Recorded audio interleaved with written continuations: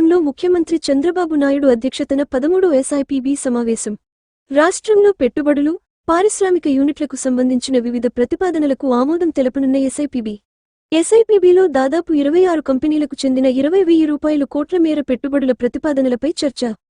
Energy, IT, ఐ&ఐ, tourism, food processing వంటి రంగాల్లో పెట్టుబడులకు ఆమోదం తెలపనున్న ఎస్ఐపిబి ఇటీవల పెట్టుబడుల సదస్సులో కుదుర్చుకున్న వివిధ ఒప్పందాలకు ఆమోదం తెలపనున్న ఎస్ఐపిబి సమావేశానికి హాజరైన మంత్రులు నారా లోకేష్, టీజీ భరత్, పి. నారాయణ, కందుల దుర్గేష్, గొట్టిపాటి రవికుమార్, అనగాని సత్యప్రసాద్, సిఎస్ విజయానంద్ సహా వివిధ శాఖల ఉన్నతాధికారులు ఎస్ఐపిబి సమావేశానికి వర్చువల్గా హాజరైన మంత్రులు బీసీ జనార్దన్ రెడ్డి, పయ్యావుల కేశవ్.